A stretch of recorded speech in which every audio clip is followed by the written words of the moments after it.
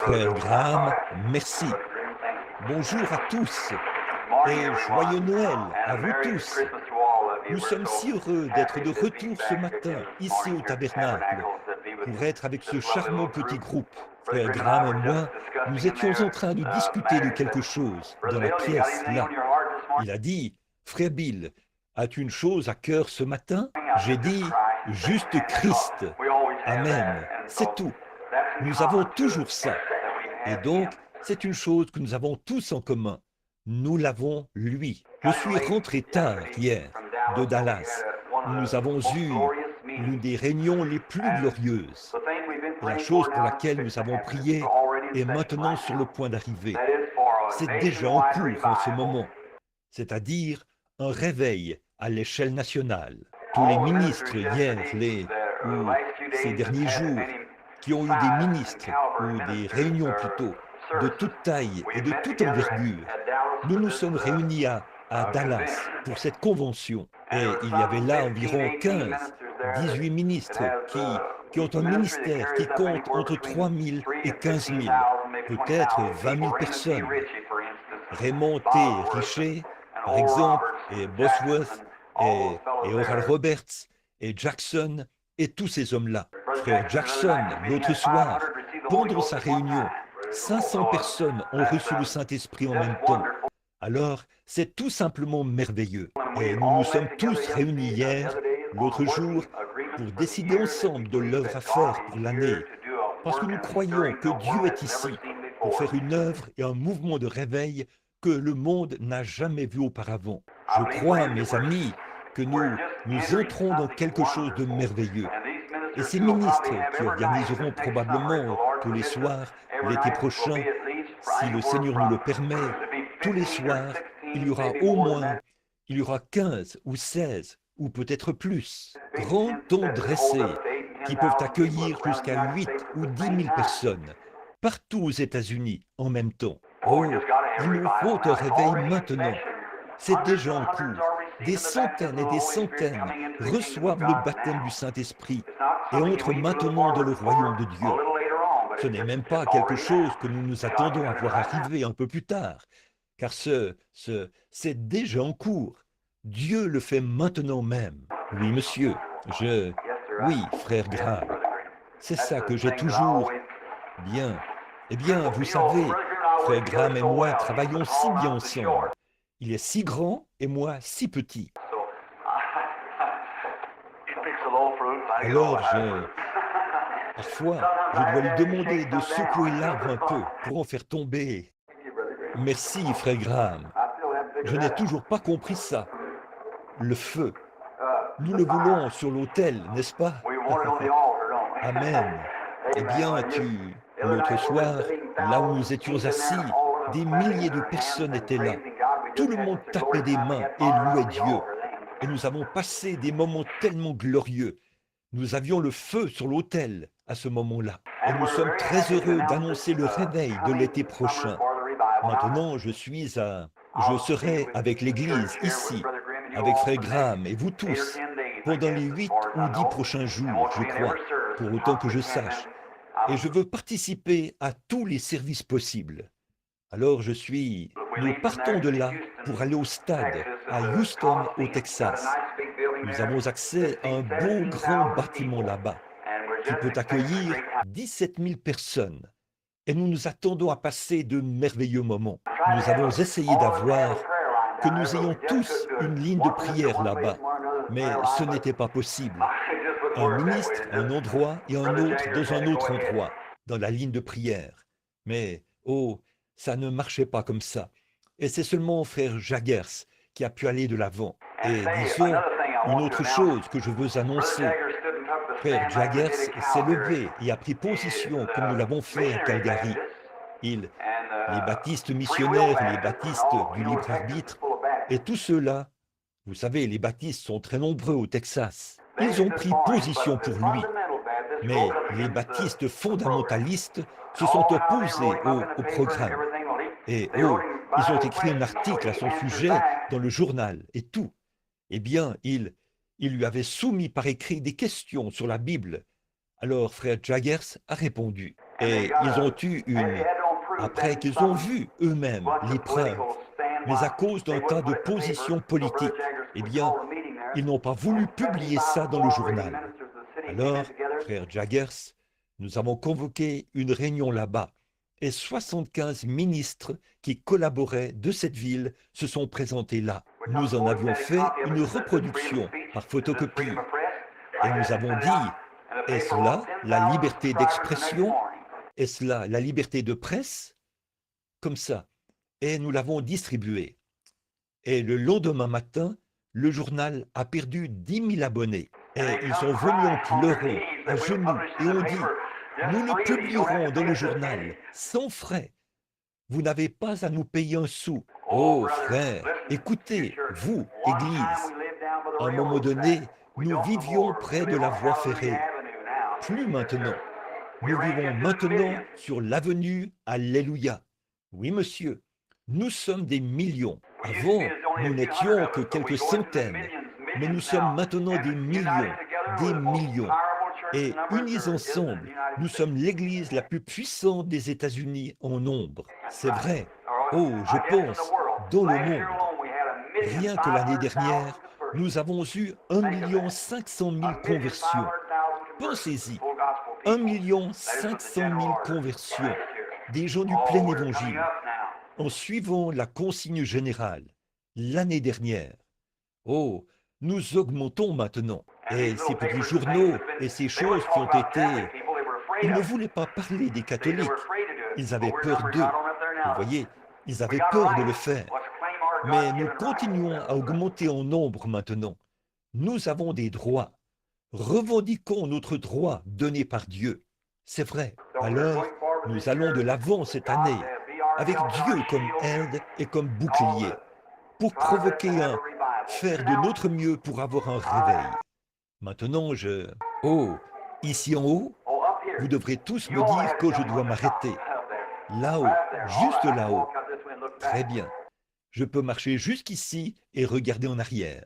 Et alors, bon, combien se sentent bien en ce jour de Noël? Dites Amen. Oh là là, là là. Regardez, c'est un temps d'allégresse.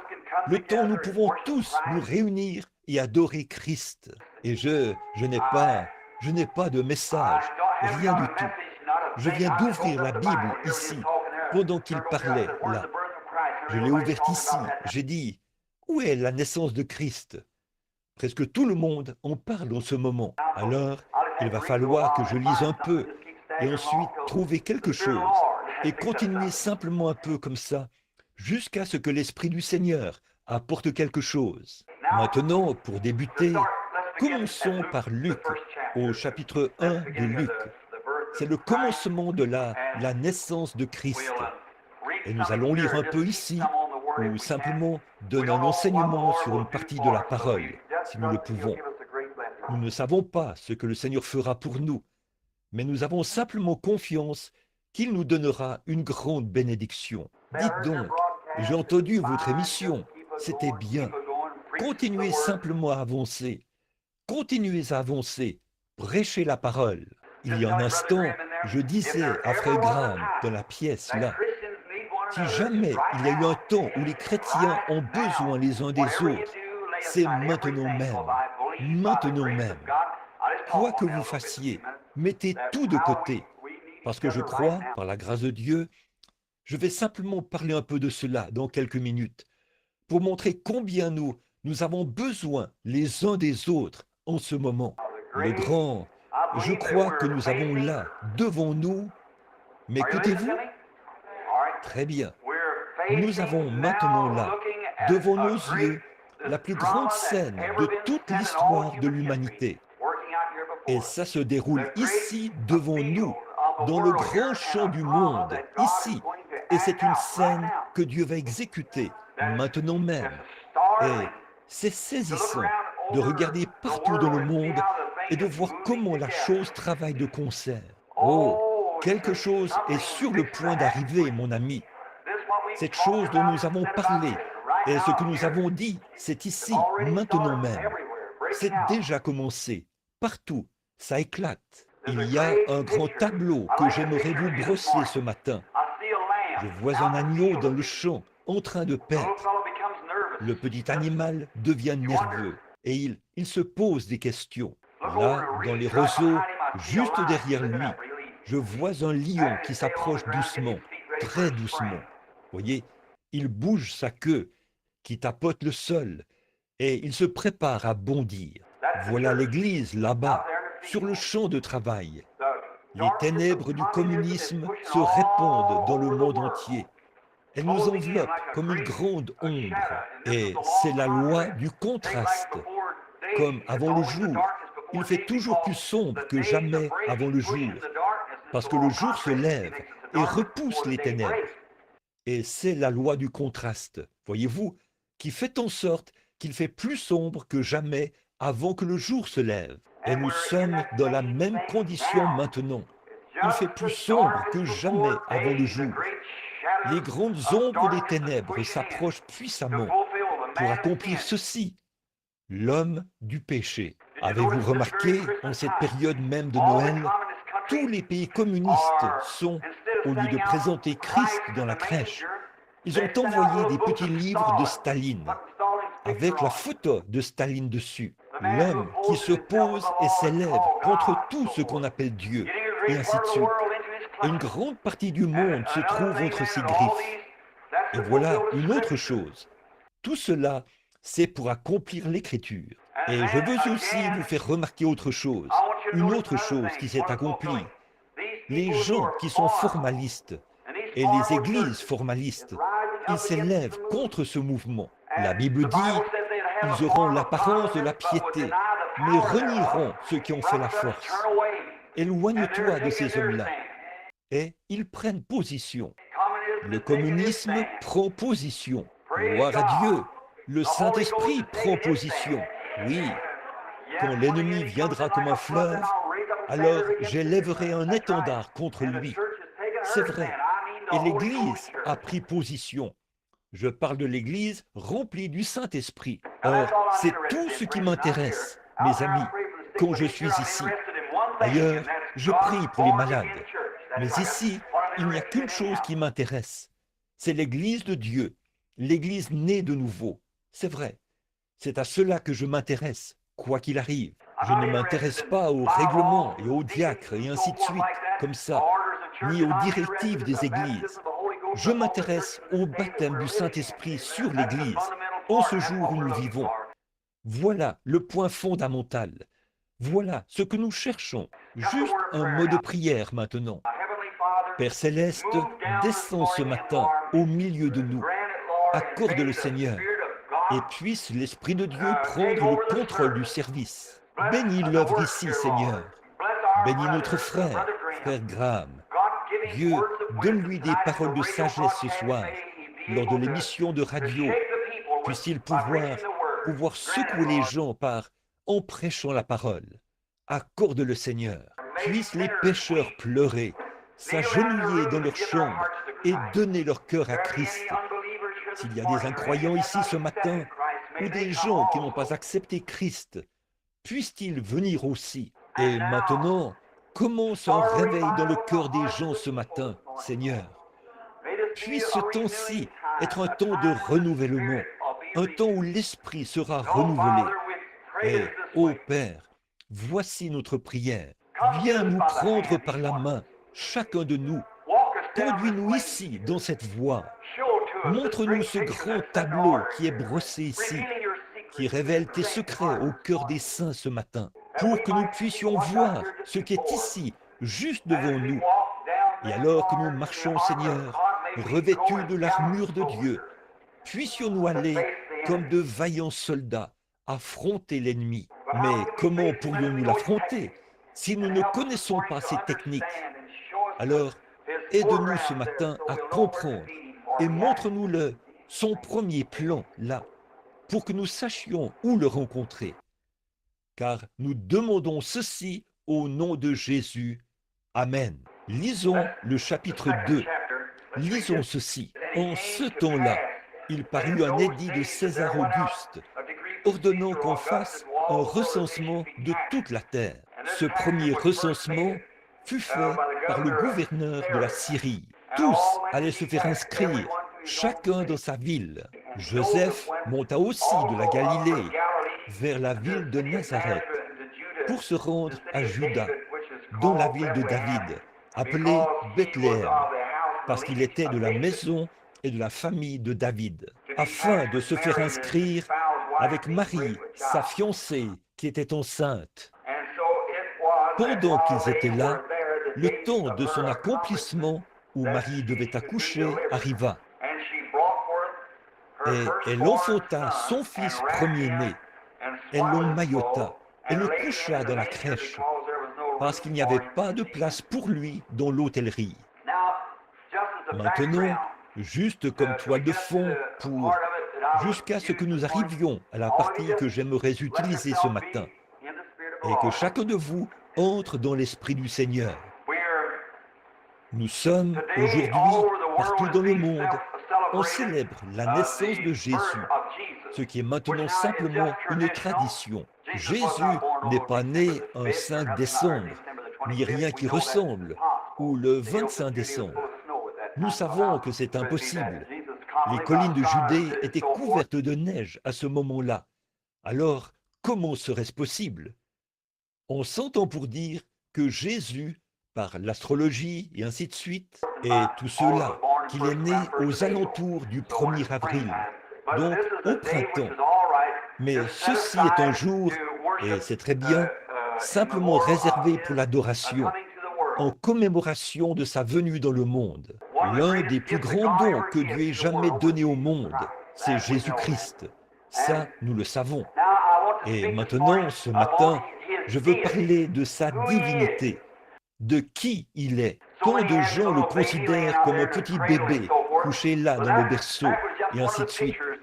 Mais ce n'était qu'un des tableaux, ce n'était qu'une des toiles de fond qui sont présentées dans la scène, afin de démontrer ce qu'il est réellement, sa divinité. Et il a dit, dans les passages des Écritures qui parlent de sa venue, qu'on parlerait de lui dès l'époque de Jean. Déjà dans la Genèse, il était prophétisé que la postérité de la femme écraserait la tête du serpent, promettant cet enfant, Jésus-Christ.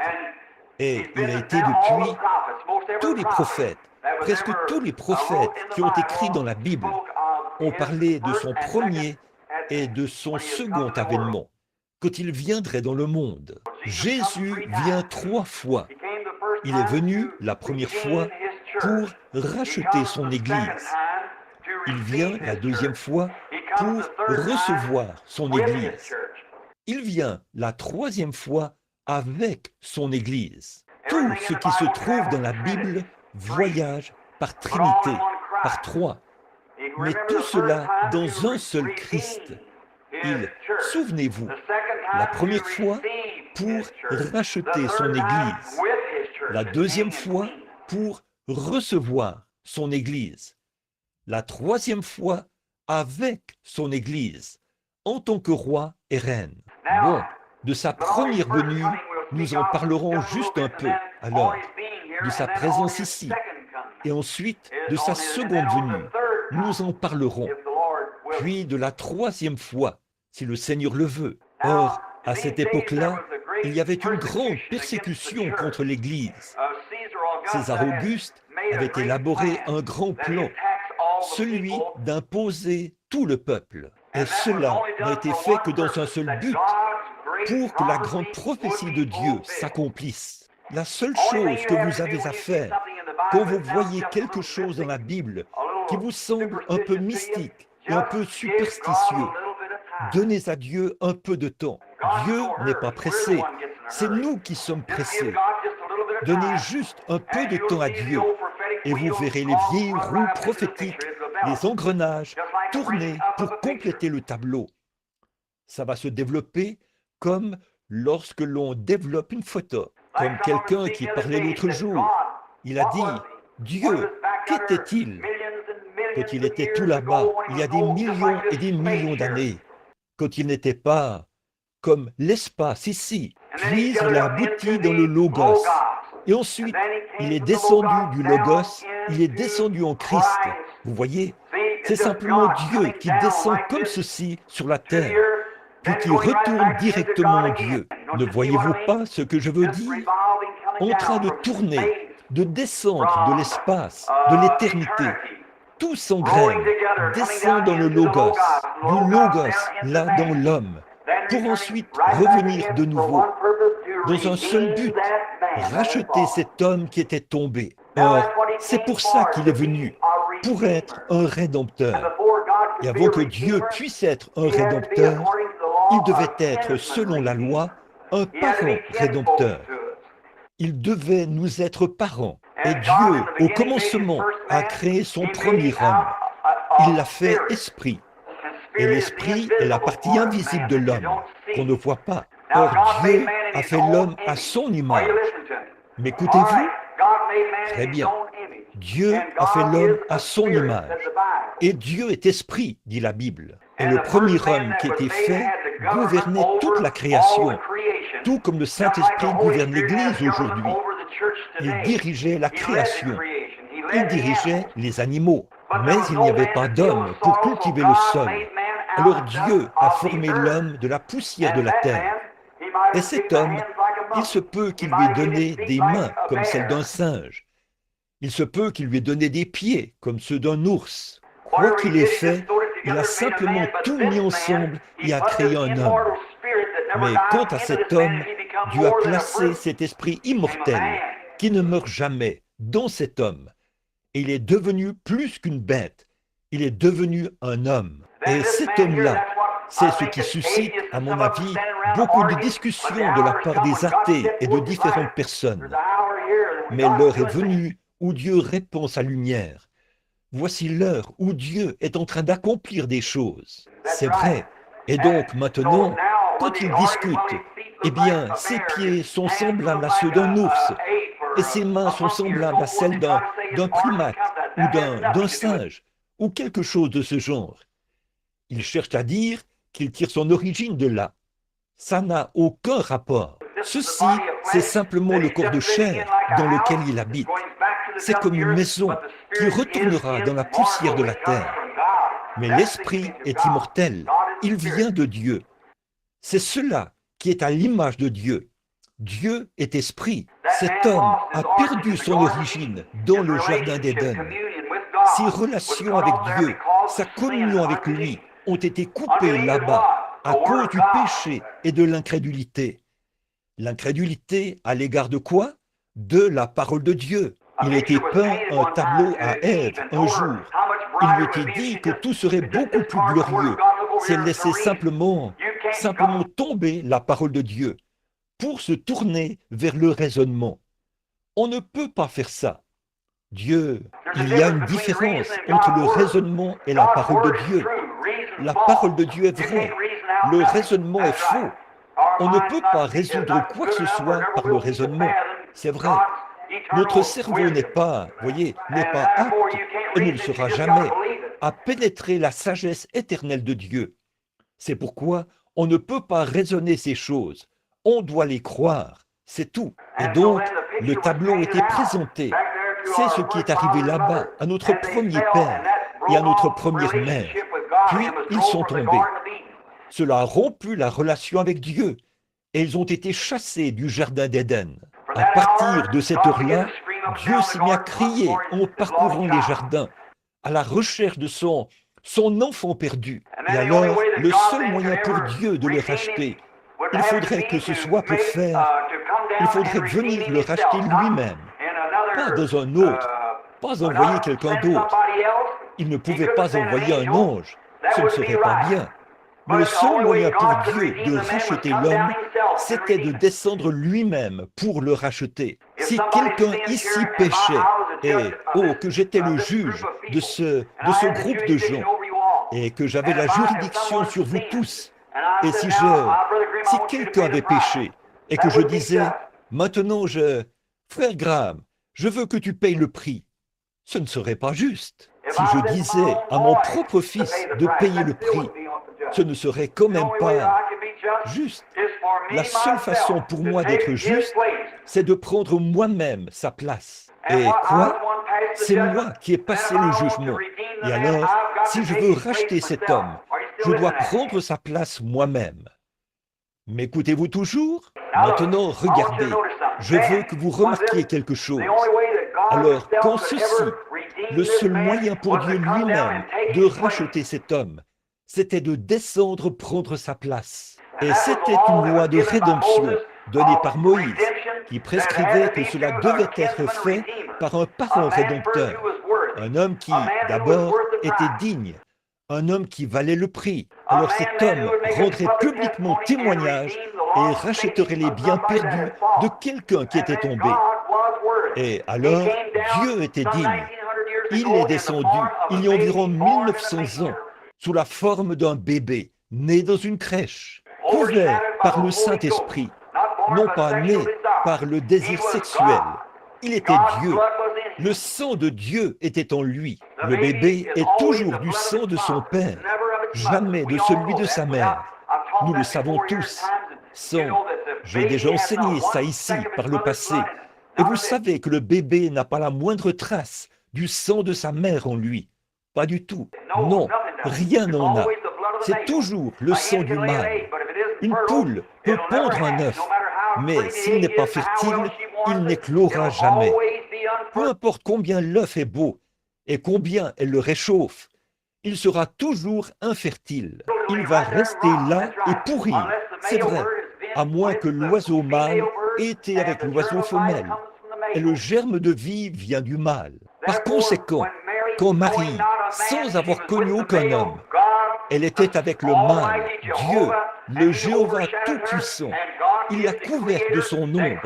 Et Dieu est le Créateur qui a créé une cellule de sang dans le sein de Marie, sans avoir connu aucun homme. Et c'est ce qui a produit le sang créateur de Dieu, pour nous racheter de notre vie venue ici par le désir sexuel. Et alors, ce sang-là a été tiré des veines d'Emmanuel sur la croix du Calvaire. Et aujourd'hui, il a la même puissance sainte de salut et de rédemption qu'il avait le jour où la transfusion a été faite au Calvaire. Vous le croyez? Amen. Maintenant, c'est vrai. Nous sommes rachetés par le sang de Dieu. La Bible dit, nous sommes acquis par le sang, rachetés par le sang de Dieu. Comment se fait-il que ce soit le sang de Dieu? Dieu n'a pas de sang. Comment est-ce possible? Parce que c'était le sang créateur de Dieu qu'il avait créé pour nous racheter. Et il est venu vivre dans le même corps qu'il avait créé. Par conséquent, il ne pouvait pas. Dieu a dû subir la tentation. Il ne pouvait pas subir la tentation. Il a dû subir des tentations sexuelles. Il a dû subir toutes sortes de tentations. Être tenté par le diable, par les richesses, les puissances et les dominations, et ainsi de suite. Il a dû subir tout cela. Pour ce faire, il ne pouvait pas être comme Dieu en esprit. Il fallait qu'il soit Dieu en chair. Maintenant, ce matin, je parle de la divinité de Christ pour que vous sachiez qui il est, celui que nous adorons aujourd'hui.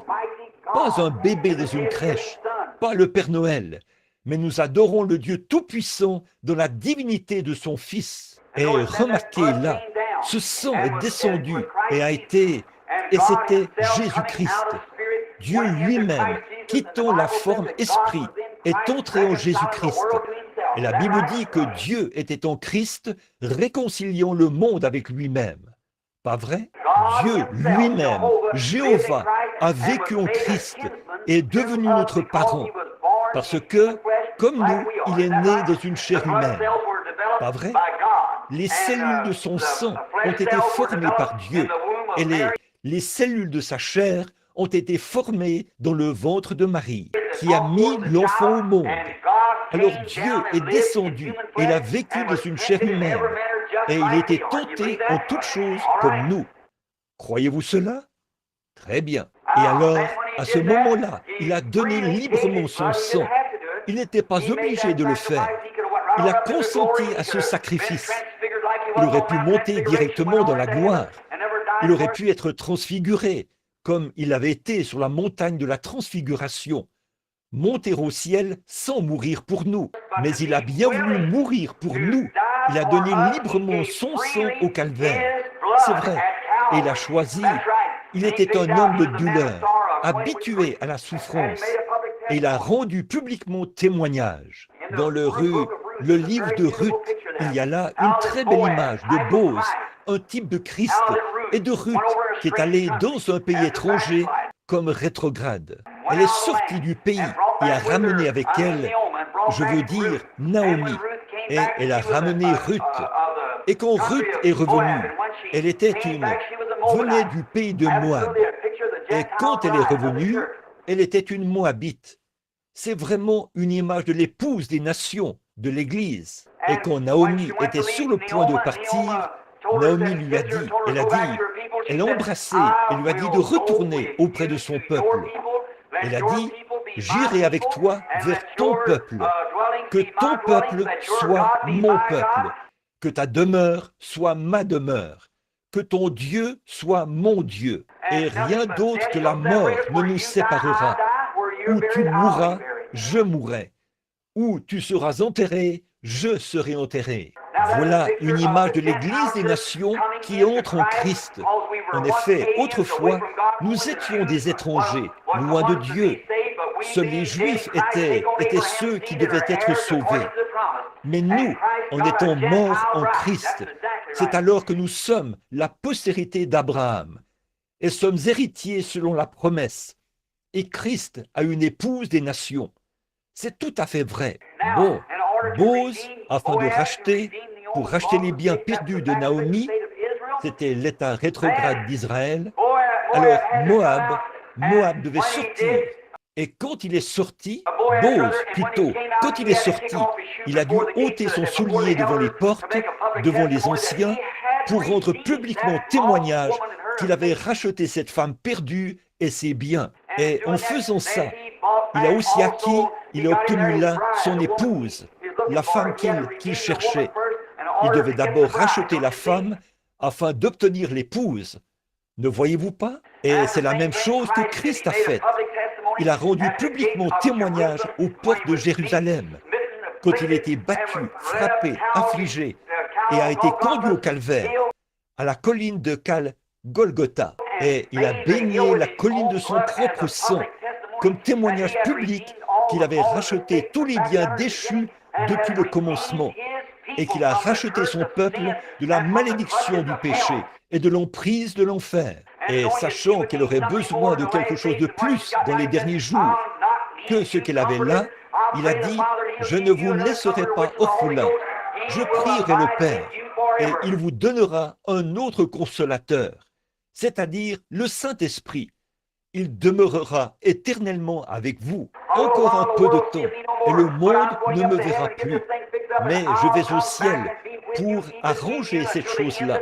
Et je reviendrai, et je serai avec vous, et même en vous, jusqu'à la fin de l'âge. » C'est de ça que je parle. Vous m'entendez encore? Dites Amen. C'est vrai, c'est de ça que je parle maintenant, de lui qui revient dans sa puissance. Les âges se sont succédés. Oh, qui est-il? Oh, ce matin, il pense à un petit objet d'adoration, à une petite crèche là-bas, une petite... Ça, je ne pense pas à ça. Je pense à Christ, l'espérance de la gloire, dans nos cœurs ce matin, par le Saint-Esprit. C'est vrai. Oh, condamné par le monde, chaque fois que Dieu est venu dans le monde, quand il est venu, le monde l'a haï. Ce qui arriva du temps de Noé arrivera de même à l'avènement du Fils de Dieu. Nous sommes en ce jour-là, mes amis. Et maintenant, remarquez, encore un peu de temps et le monde ne me verra plus. Mais vous me verrez, car je serai avec vous et même en vous jusqu'à la fin du monde. C'est vrai, il est ici maintenant. Et au jour, son grand tableau s'est toujours déroulé d'une certaine façon. Il faisait s'accomplir les mêmes choses que nous voyons maintenant. La grande scène est en place et nous sommes prêts maintenant à voir de grandes choses se produire. L'Église a été sortie du berceau. C'est vrai, les pentecôtistes l'ont secoué là-bas il y a quelques années, alors que les gens jetaient des pierres et se moquaient. et se riait d'eux. Mais elle a maintenant atteint sa maturité. C'est tout à fait vrai. L'heure est arrivée. Alléluia! C'est vrai, c'est ça qui m'intéresse, de voir l'Église de Dieu se rassembler maintenant. On nous a chassés ici et chassés là. Mais l'heure vient où Dieu jette la couverture autour de nous tous pour nous attirer, car l'ennemi est à la porte. Alléluia! Oui, monsieur, il a dit là de son peuple. Daniel a dit, les grandes choses des derniers jours, quand ces choses arriveront. Oh, les grands exploits que les gens accompliront à ce moment-là.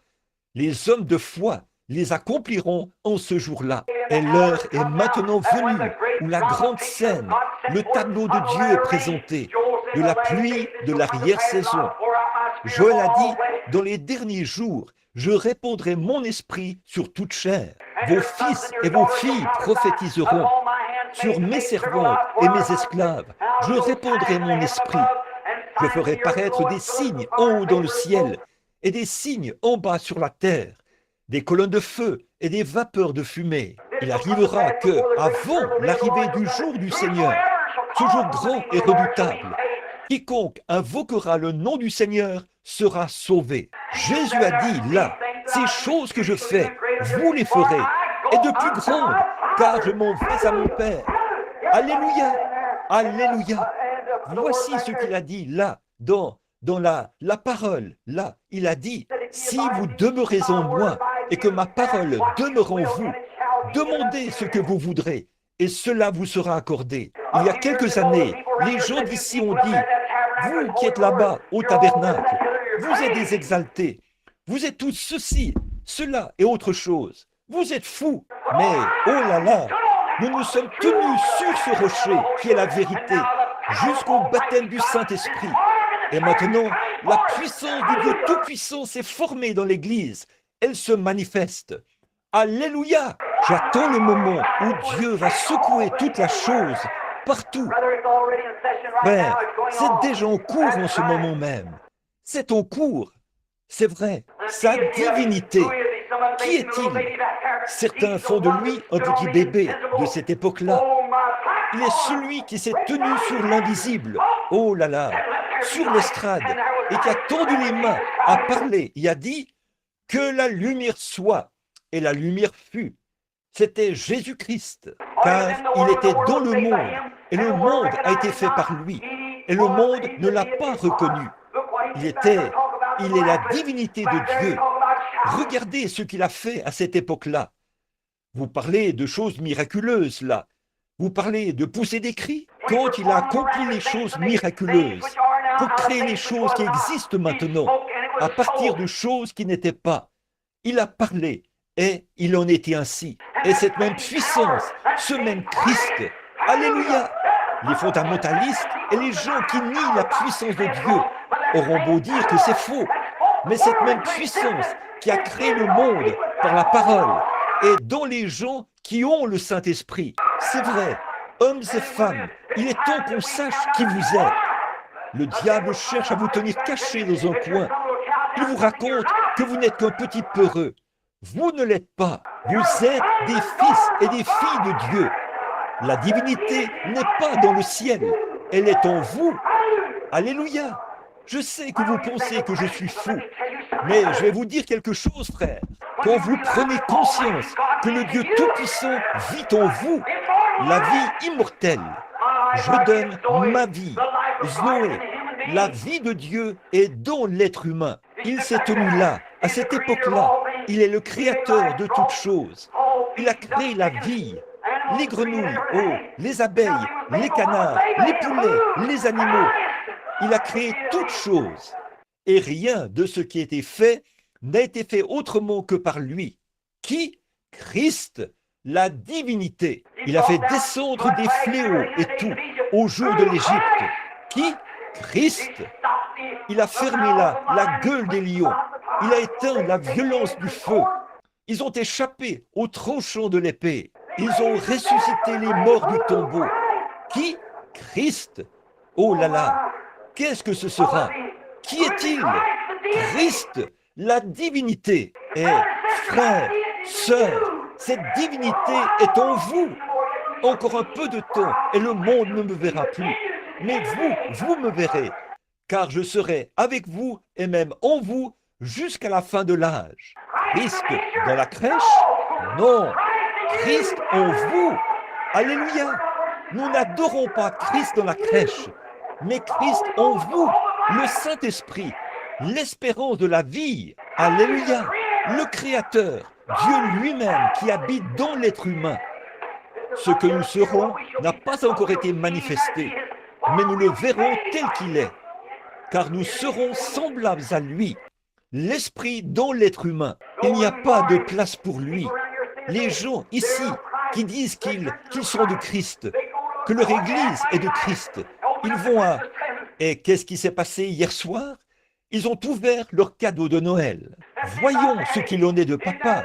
Il y avait sous le sapin de Noël de beaucoup d'hommes. Hier soir, il y avait une grande caisse de bière quelque part. Pas de place pour Jésus. Toute la place pour la bière. Maman a ouvert son cadeau, un jeu de cartes. Pas de place pour Christ. Les cartes, c'est vrai. Au lieu d'une petite Bible ou quelque chose comme ça pour les enfants. C'est un petit livre de G-Men ou un petit quelque chose comme ça. Pas de place pour Jésus. Au lieu d'aller à l'église, ils vont à un spectacle, à des danses et tout. Et ils se disent chrétiens. Frères, quand la divinité de Dieu, par le Saint-Esprit, entre dans le cœur humain, elle fait sortir tout ce que Christ n'a pas créé. Vous savez que c'est la vérité. Dieu, Christ, l'espérance de la gloire, en vous, pas dans le berceau, en vous. À un moment donné, Dieu était là, au commencement. Ensuite, il est venu en Moïse. Il est venu dans les enfants d'Israël. Il est venu dans le berceau. Mais maintenant, il l'adore comme s'il était quelque chose de la préhistoire, d'il y a très longtemps. Alors que Christ est en vous. Le voici aujourd'hui. Le Fils de Dieu avance. Sa grande Église avance. Aujourd'hui, l'Église a des soupers où on sert de la soupe, des soupers où on sert de la tarte. On veut voir qui peut s'habiller le mieux, qui entre dans l'Église en grande pompe et avec gloire, qui a la meilleure Église, les meilleurs sièges, qui peut jouer ceci, qui peut faire cela. Et pas de place. Chaque fois, ils ont autre chose à faire que de prier. Ils ne peuvent plus prier. Ils ont autre chose à faire. Ils ne peuvent plus prier. Ils ne peuvent tout simplement plus aimer ou servir Dieu comme ils le faisaient autrefois. Il n'y a pas de place pour lui à l'auberge. Et ceci, c'est le temps de la fin, mon ami. Il n'y a pas de place pour lui à l'auberge. Évidemment, je sais ce que signifiait cette auberge. Mais je parle de cette auberge-ci. Mais la Bible dit, en ce jour-là, quand l'amandier fleurira, les désirs de l'homme cesseront, parce qu'il s'en va dans sa demeure éternelle, et les pleureurs parcourent les rues, avant que la corde d'argent se brise, que le seau se rompe sur la source. Oh, miséricorde, mon ami! Mais le prophète a aussi dit, vers le soir, la lumière paraîtra. C'est vrai, le sentier de la gloire, là, tu le trouveras. C'est vrai, le temps du soir est venu. L'Église maintenant, qui autrefois était comme cette petite expérience de la crèche que nous avons vécue, on est maintenant au point où les gens prennent conscience que la divinité et la puissance du Dieu Tout-Puissant vivent dans l'être humain. Oh, frères, sœurs, laissez-moi vous parler au nom de Jésus ce matin. M'entendez-vous encore? Oh là là, laissez-moi vous dire quelque chose. Le temps viendra où les femmes et les hommes seront à peu près pareils. Ils s'habillent de façon tellement semblable qu'on ne peut pas les distinguer l'un de l'autre. C'est vrai, toutes ces choses dans la Bible dont il est dit qu'elles arriveraient sont ici. C'est vrai, vous savez que c'est la vérité. Est-ce la vérité? Est-ce la vérité? Et ça l'est, c'est la vérité. Ils agissent de la même manière, ils ont une apparence semblable, jurent de la même manière, parlent de la même manière. La Bible a dit qu'il en serait ainsi. Il a dit, dans les derniers jours, il y aurait des temps difficiles. Les hommes seraient égoïstes, s'aimant plus qu'ils aiment Dieu, déloyaux, calomniateurs. En sommes-nous là? C'est vrai. Oh, gloire à Dieu! Je sens quelque chose qui remue dans mon âme. Oh, oh, quand je regarde là, ce qui arriva du temps de Noé arrivera de même à l'avènement du Fils de l'homme. Noé avait des fidèles à cette époque-là. Dieu a des fidèles aujourd'hui. L'heure vient, le cadre dans lequel se déroule cette grande scène. Hommes et femmes, si le Saint-Esprit habite en vous, le Christ qui est né il y a 1900 ans est arrivé à l'état d'homme fait. Il n'est jamais resté dans le berceau. Et aujourd'hui, en cette commémoration de son anniversaire, que font-ils? Ils prennent un arbre, ils l'abattent, ils en font un sapin de Noël pour les enfants. Mais ils pensent, c'est très bien, je ne m'y oppose pas. Mais le problème, c'est qu'ils mettent plus d'emphase sur l'arbre de Noël que sur Christ. Christ Kringle est partout dans le pays. Qui était-il? Un Allemand, un saint catholique qui a vécu il y a des années, un vieil homme qui faisait le bien. Et aujourd'hui, c'est presque devenu une adoration. C'est vrai, il n'y a pas de mal à en parler aux enfants, ou ce que vous voulez faire, en ce qui me concerne. Mais ce qu'il en est, c'est qu'il est si facile de tomber dans cette ornière de l'autre côté, de faire sortir Christ, les fondements véritables de Christ, de Noël. Et les hommes prennent Christ Kringle au lieu du vrai Noël. C'est vrai, il n'y a pas de place pour lui à l'auberge. Tout est à sa place si nous avions le temps. Je sais qu'il se fait tard, et il se fait tard. Mais regardez mes amis, l'heure est venue, et c'est maintenant même, où la grande scène de Dieu se déroule ici devant nous. Le Fils de Dieu qui était dans le berceau est maintenant dans le cœur. Il est la divinité de Dieu. Il est Dieu le Créateur. Il a dit toutes choses. Il était dans le monde et le monde a été fait par lui. Et le monde ne l'a pas connu. Et aujourd'hui, c'est ça le problème de l'Église. L'espérance de la gloire, le baptême du Saint-Esprit est entré dans le cœur des gens et ils ne reconnaissent pas ce que c'est. Ils pensent que c'est une petite adhésion à l'Église ou quelque chose comme ça. Mais c'est Dieu, le Créateur, qui vit en vous et qui vous donne tous les pouvoirs. Et vous êtes en possession de tout ce qu'il avait. Ainsi, vous avez en vous ce qu'il faut pour vous abstenir du mal, pour faire le bien, pour fuir le mal et vous tourner vers la justice, pour vous détourner des tentations, toute méchanceté, haine, querelle, jalousie et ainsi de suite. Détournez-vous-en, car cela l'ôterait de votre cœur. Si vous voulez le recevoir, l'embrasser et l'aimer et le garder dans votre cœur et l'aimer. Je peux vous dire que l'Église, réunie dans ce genre de puissance, a la puissance de lier les cieux, de guérir les malades, d'ouvrir les yeux des aveugles. Alléluia! Les sourds parlent, les muets parlent, et les sourds entendent. Les infirmes marchent, les aveugles voient. Pourquoi? C'est de reconnaître la puissance du Dieu Tout-Puissant dans votre cœur. Le voilà, la divinité. L'aimez-vous? Ce n'est pas étonnant que le poète ait dit « Grâce infinie de notre Dieu, qui un jour m'a sauvé.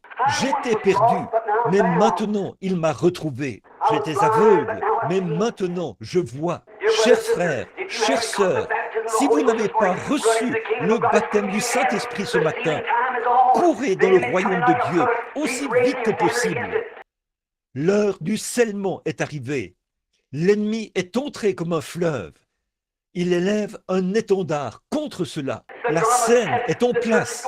L'Église rentre à la maison. C'est sûr et certain. Vous ne pouvez pas attendre indéfiniment, mon ami. Vous n'avez pas le loisir d'attendre. Vous feriez mieux de venir maintenant. Vous feriez mieux de le faire aujourd'hui. C'est vrai, pendant qu'aujourd'hui est toujours aujourd'hui. Faites-le maintenant. Souvenez-vous, mes amis, cela peut sembler étrange. Le monde n'a jamais, la religion de Christ n'a jamais été populaire. Les voix de Dieu n'ont jamais été populaires. Parce que le diable est le prince de la puissance de l'air. Il a tous les gouvernements. Chaque gouvernement est contrôlé par le diable, selon la Bible. Le diable a dit que c'était ainsi. C'est vrai, il contrôle tous les gouvernements. Et la Bible dit, et vous, tous les saints anges, et vous, les saints sur la terre, Réjouissez-vous, car le royaume du monde est remis à notre Dieu et à son Christ, et il régnera. Satan a emmené Jésus au sommet de la montagne. Il lui a montré tous les royaumes du monde. Il a dit, tous ces royaumes m'appartiennent, et je te les donnerai. Jésus a dit, retire-toi, Satan. C'est vrai, il ne se souciait pas. Il a dit, si mon royaume de ce monde, je pourrais appeler des légions d'anges, mais mon royaume n'est pas de ce monde, mais mon royaume est dans le ciel. Et il a dit, le royaume de Dieu sera au-dedans de vous. Ainsi donc, les légions et les puissances et le soutien des saints anges, alléluia, sont en vous ce matin, par la divinité de Christ, par le baptême du Saint-Esprit. Oui, monsieur, qui êtes-vous ce matin? Qui est Jésus-Christ? Il est en vous, dans la mesure où vous lui permettez de l'être. Il essaie de se frayer un chemin, d'entrer en vous aujourd'hui. Et vous restez à l'écart. Vous vous posez des questions. Vous regardez, vous contemplez, et vous vous retenez un peu. Ne faites pas ça. Entrez directement dans le sein de Dieu. L'heure est arrivée. Alléluia. Oh, comme je l'aime. Il viendra un de ces jours. Je veux le voir. Pas vous? Je veux le voir. Je crois que nous le verrons. Pas vous? Il est ici maintenant. Sa puissance agit. Qu'est-ce qui fait que les gens pleurent, poussent des cris et agissent comme ça? Qu'est-ce qu'il y a? C'est le Saint-Esprit qui agit en eux. Si seulement ils pouvaient prendre conscience et l'étreindre. Étreignez le Saint-Esprit, croyez-le, serrez-le contre votre sein. Menez une vie droite. Ne faites rien qui puisse l'entraver. Dites, ô Seigneur Jésus, je te désire. Je veux que tu te tiennes près de moi. Je vais me tenir à tes côtés, Père. Et à ce moment-là, il s'efforce d'entrer en vous. Il veut y entrer. Il vous fait la cour pour vous attirer vers lui tout le temps. Maintenant, mes amis, je sais que c'est la vérité. Je sais que les gens ne se rendent pas compte de qui vous êtes. Chaque personne ici peut vivre au-dessus du péché, peut vivre sans péché, vivre en Dieu. Vous ferez des erreurs, mais le sang de Christ vous pardonnera. Père, pardonne-leur, car ils ne savent pas ce qu'ils font. Pas vrai? Cette même puissance de Christ qui était suspendue à la croix du Calvaire, le même Dieu qui l'a ressuscité au jour de la résurrection, c'est en vous maintenant, vous qui avez le Saint-Esprit. Oh, ne l'aimez-vous pas? Oh là là, écoutez sa voix qui appelle aujourd'hui. Amenez-le près de votre sein et dites, ou serrez-le contre votre sein et dites, maintenant Seigneur Jésus, j'ai été un peu différent, mais depuis ce jour de Noël, je me rends compte de qui tu es maintenant. Autrefois, je t'adorais en tant que petit bébé dans une crèche. Je t'ai vu là-bas, tout petit, il y a 1900 ans, et je me suis dit, oh, si j'avais pu monter à Jérusalem. Aujourd'hui, il se procure des laissez-passer et tout pour aller voir le berceau, l'endroit où il est né, la même crèche. Mais mes amis, ce n'est pas là qu'il est né, c'est ici même qu'il est né. Dieu l'a fait descendre vers chacun de nous et son être vivant vit en nous. Oh, le Créateur, la chose qui a créé le monde, créé les cieux, créé la terre, créé l'homme, se trouve dans chaque individu qui a le baptême du Saint-Esprit aujourd'hui. C'est ça qu'il faut, c'est ça le secret, recevoir le Saint-Esprit. Il est en vous, il est l'espérance de la gloire. Et regardez ici, dans l'Ancien Testament, comme je l'ai mentionné bien des fois, quand le contrat était rédigé, on le déchirait au-dessus du corps d'un animal mort. Et quand on réunissait ces deux contrats, ce contrat devait s'emboîter l'un dans l'autre. Et aujourd'hui, Dieu a rédigé un contrat, pas parce que vous étiez bon, pas parce que vous aviez adhéré à l'Église, pas parce que vous aviez un bon rang dans la société. Vous pouvez être vraiment bon, vous pouvez mener une vie pure, vous pouvez aller à l'Église tous les jours, vous pouvez faire des sacrifices tous les jours, vous pouvez donner une partie de votre argent, vous pouvez abandonner tous les péchés du monde et tout, et mener une vie aussi loyale et fidèle que possible. mais vous manquerez le ciel aussi vrai que l'Est est éloigné de l'Ouest. C'est vrai, ce n'est pas par la bonté que nous sommes sauvés, mais c'est par sa miséricorde que nous sommes rachetés, que Dieu voulait faire des fils et des filles. La bonté ne produit jamais cela. C'est l'Esprit de Dieu qui produit cela. S'il n'en était pas ainsi, il n'aurait pas eu besoin d'envoyer le Saint-Esprit. Comment le Saint-Esprit pourrait-il être complet sans... Comment le contrat pourrait-il être complet? Jésus a dit, « Je m'en irai, mais je reviendrai, et je serai avec vous et même en vous. Priez le Père, et il vous donnera le Saint-Esprit. Il demeurera avec vous à jamais. » Les gens mettent leur nom sur les registres de l'Église. Ils essayent de tourner la page le jour de Noël. Ils essayent de descendre là-bas à l'église et de rendre quelques hommages à la crèche de cette époque-là. Alors que le Saint-Esprit s'efforce d'entrer partout, essayant de trouver. Et le monde les a tellement aveuglés qu'ils s'avancent là et disent « Eh bien ça, c'est une bande d'exaltés. » Tout comme il en était du temps de Noé, il en est de même maintenant. La venue du Fils de Dieu approche, c'est vrai. Et seulement ceux qui sont remplis du Saint-Esprit, qui ont la vie immortelle qui vit en eux, le Saint-Esprit, c'est ce type de gens-là qui sera enlevé d'ici, c'est sûr et certain. Il y avait quelque chose d'autre à propos de cette vieille petite arche, au temps de Noé, qui flottait au-dessus de l'eau. C'était un pouvoir attractif d'en haut. Il y avait une lumière au sommet, et c'était la gloire de Dieu qui brillait du haut du ciel dans cette chambre haute. Et je vous le dis aujourd'hui, mes amis, écoutez ma parole. Il y a un pouvoir attractif qui ne vient pas de l'Église, qui ne vient pas du pasteur, mais qui vient de la gloire. Le baptême du Saint-Esprit qui descend dans le bon canal pour faire monter une Église. Qu'est-ce que c'est? La puissance de Dieu, l'accès à sa vie, Zoé. Ces choses que je fais, vous les ferez aussi. Vous en ferez de plus grandes.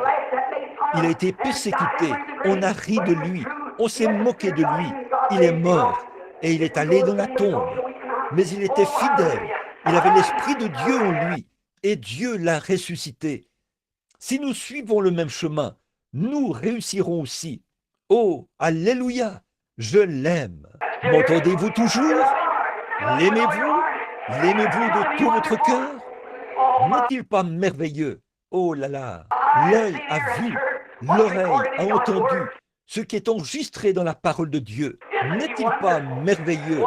Merveilleux. Courbons la tête. Père céleste, ô Jésus, j'attends avec impatience une grande heure. Je la vois venir. Je vois qu'il n'y a aucun espoir nulle part ailleurs. Je vois que l'âge avance. Je vois les grandes lumières rouges du communisme se balancer au-dessus de la terre. Je vois les églises formalistes élever un étendard contre ton église. Elles essayent de les condamner en disant « la guérison divine est fausse ». Ce n'est que du fanatisme. Il y a un projet de loi dans notre propre Maison Blanche pour mettre fin à cela. Oh, mais, oh Dieu, l'autre jour, j'étais assis là et je voyais ces gens saints, tous illuminés par la puissance de Dieu. Je contemplais leur visage et je voyais la gloire de Dieu. Ils peuvent être comme les enfants hébreux à la fournaise ardente. Nous ne nous prosternerons jamais. Non, notre Dieu peut nous délivrer. Tu viendras bientôt, Seigneur Jésus, et je vois que l'heure est en train de s'installer où les gens ont l'apparence de la piété, mais renient ceux qui ont fait la force. Éloigne-toi de ces hommes-là, as-tu dit. L'Esprit qui parle des derniers jours. Et nous voici en ce jour-là, aujourd'hui. Voici notre petite église assise ici, Seigneur. Des hommes et des femmes qui, je crois, t'aiment. Et je prie au Dieu que cet esprit qui a rempli beaucoup de leur cœur dans le passé, qu'il vienne maintenant plus profondément, encore plus. Puisse-t-il rejeter toute méchanceté, toute querelle, tout ce qui est différent de toi et avancer aujourd'hui, pas vers la crèche, mais vers le calvaire. Pas rien qu'au calvaire, mais à Christ, l'espérance de la gloire, la divinité de Dieu, la magnificence de Dieu, la puissance de Dieu qui est maintenant dans nos cœurs, qui essaie de nous faire sortir des choses du monde, afin qu'il puisse nous enlever de cette terre un jour, pour nous emmener dans un pays meilleur. Dieu, accorde-le aujourd'hui. Écoute la prière de ton serviteur et parle aux gens. S'il y a des perdus ici, des gens qui n'ont pas le Saint-Esprit, puissent-ils recevoir de toi ce matin? Accorde-le, Dieu bien-aimé, car nous le demandons au nom de ton cher Fils bien-aimé, Jésus, qui, il y a 1900 ans, est né dans une crèche, qui a souffert 33 ans plus tard au calvaire pour nos péchés, qui est monté en haut quelques jours plus tard, 40 jours plus tard, il a été élevé dans la gloire, puis 10 jours plus tard, il est revenu dans la puissance du Saint-Esprit et il vit maintenant dans l'Église. Et bientôt, avec cette même puissance qu'il a ressuscité, le Saint-Esprit dans l'Église, il l'enlèvera. Ô Dieu, ne veux-tu pas venir et sauver l'Église? Car nous le demandons en son nom. Pendant que vous avez la tête inclinée, nous allons chanter « Il appelle aujourd'hui ». S'il y a quelqu'un ici sans Christ, sans Dieu, sans espérance, viendriez-vous maintenant?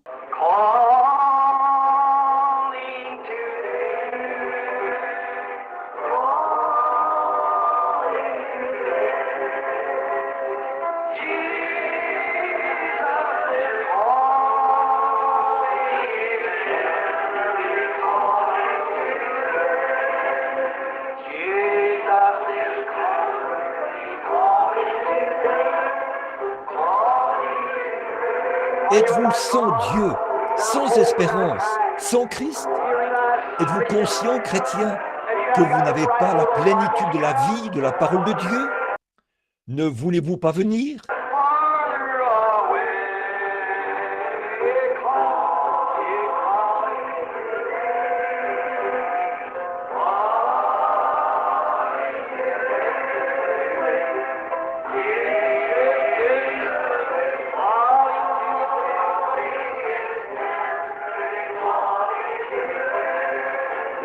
Écoutez, notre Père est ici et il veut vous sauver si vous n'êtes pas sauvés.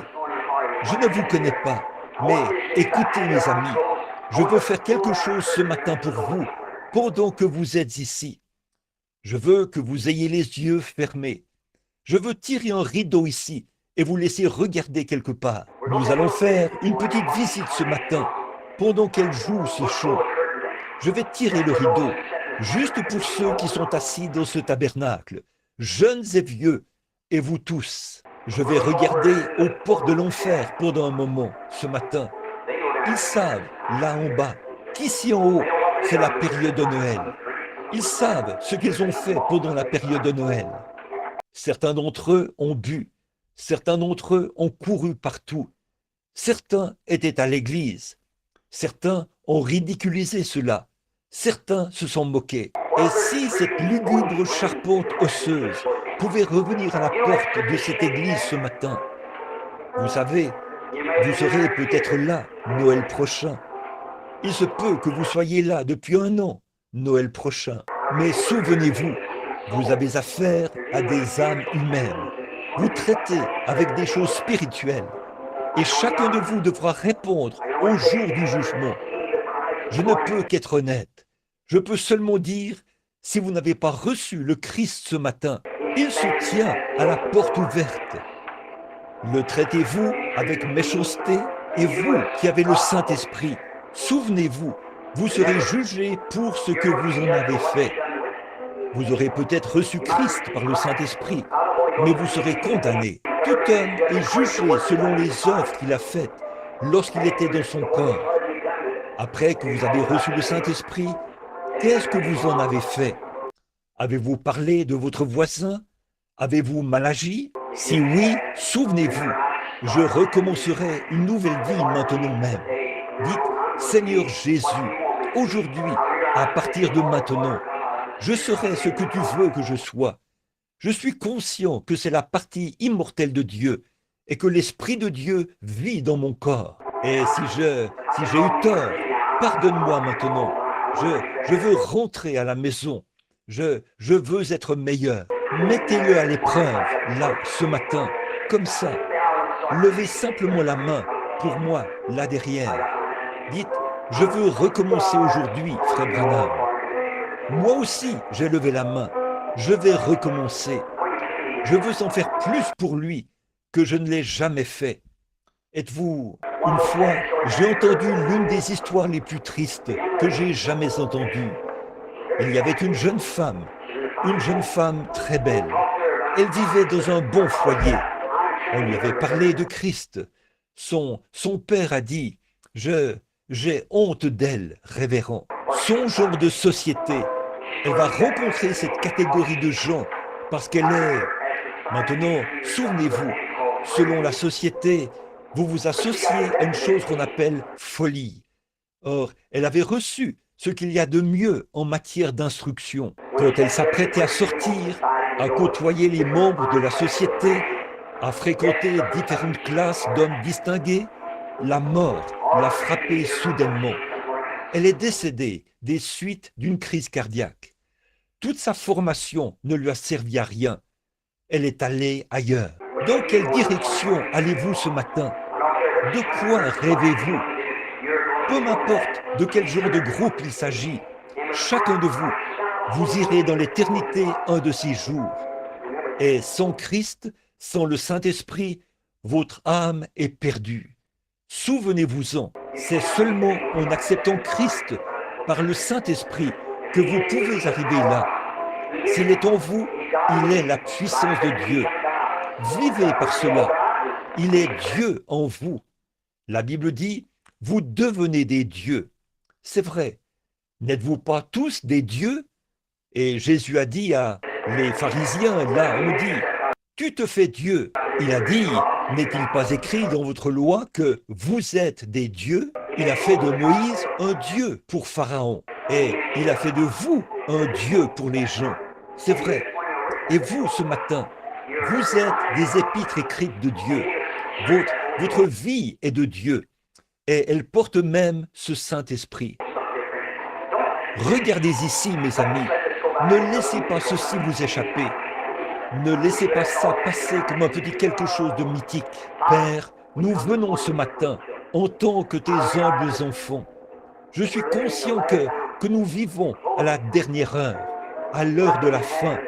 Quelque chose peut arriver d'un moment à l'autre. Des hommes, des femmes, des garçons et des filles, ici, sont sans Dieu. Et je te prie, Père, d'être miséricordieux. Je te prie d'être miséricordieux envers ceux qui ont reçu et qui ne se rendent pas compte que tu es proche dans leur cœur. Qu'ils prennent conscience que les petites choses du monde, ces soucis, sont en train de mourir. Je prie, ô Dieu, que tous ceux qui sont ici ce matin soient vraiment consacrés à toi pendant les jours à venir. Peu importe combien de temps nous allons encore attendre avant ta venue. Nous croyons que c'est tout proche maintenant. Et quelque temps après, les gens vont essayer d'être sauvés, mais ils ne le pourront pas. Je pense à ces jeunes gens ce soir-là, qui étaient là à l'hôtel, essayant d'être sauvés, mais ils avaient franchi la ligne. Il n'y avait aucune rédemption pour eux. Ils étaient perdus. Ils ne pouvaient pas être sauvés. Père, je te prie simplement de les bénir, chacun d'eux, pendant qu'il y a encore du temps pour nous, Père, qu'ils le recevront aujourd'hui, car nous le demandons en Jésus-Christ. Amen. Levons-nous. Combien l'aiment de tout leur cœur.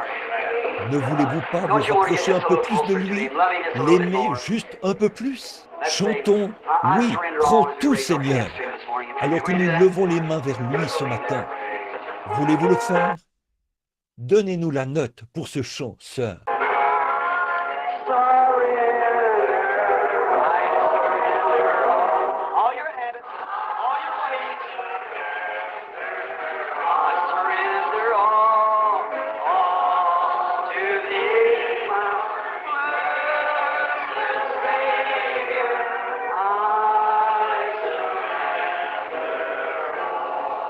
Êtes-vous vraiment sincère?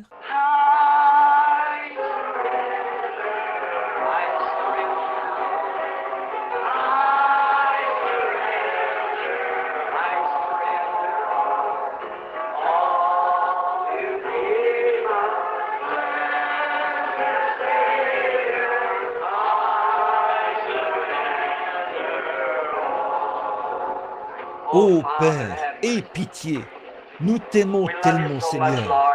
Un de ces jours, la trompette sonnera.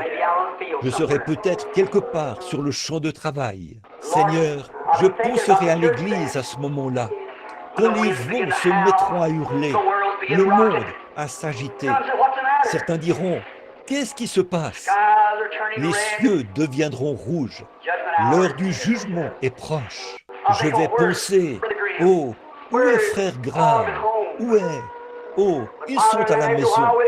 Mais Père, alors, au bout d'un moment, nous entendrons un son comme jamais auparavant.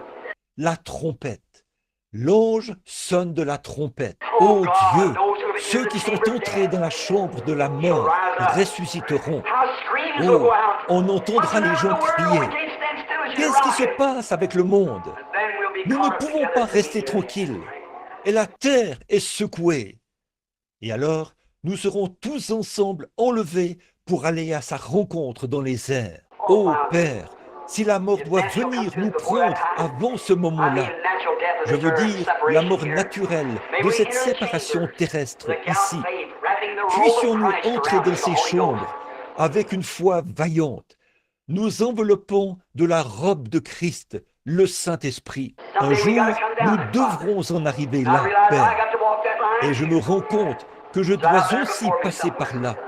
C'est juste là, devant moi, quelque part, cette heure où j'entrerai dans la chambre de la mort. Quand j'entendrai ma sentence, je ne veux pas partir comme un lâche. Je veux y aller comme toi. Tu y es allé, Seigneur. Je n'essaie pas de m'envelopper de ma propre robe, mais bien de m'envelopper de la robe de Christ, le Saint-Esprit, comme Paul l'a fait, et dire, mort, où est ton aiguillon? Tombe, où est ta victoire? Entrez dans cette chambre obscure, parmi ceux qui sont morts. Là, nous serons à l'écoute de sa voix, celle de l'archange qui retentira, et nous serons appelés à sortir d'entre les morts pour retrouver nos bien-aimés. Ô Seigneur, si nous manquons d'avoir cela dans la vie n'aura aucune valeur pour nous. Nous aurons échoué. Mais si nous trouvons celui qui est précieux dans notre cœur, alors nous avons trouvé tout le dessein de Dieu. Oh, comme nous l'aimons ce matin. Puisse chaque chrétien ce matin voir rapidement la vision, Seigneur. Il se fait tard maintenant, et je te prie de leur permettre de voir la vision et de s'emparer de la vie aujourd'hui et de vivre pour toujours, car nous le demandons au nom de Jésus. Amen. Vous vous aimez les uns les autres? Retournez-vous et serrez-vous la main les uns les autres. Dites que Dieu vous bénisse, que Christ soit avec vous. Au lieu de joyeux Noël, dites que Christ soit avec vous alors que vous vous retournez.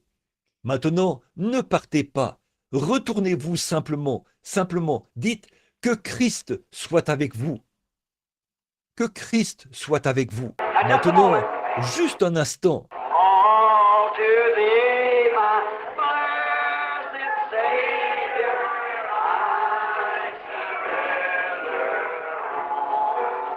Eh bien, je pensais qu'il était midi passé. Il est 11 heures passées. Et je pensais qu'il était midi 20. Juste, que dites-vous? Amen. Est-ce que tout le monde aime le Seigneur? Dites, loué soit l'Éternel.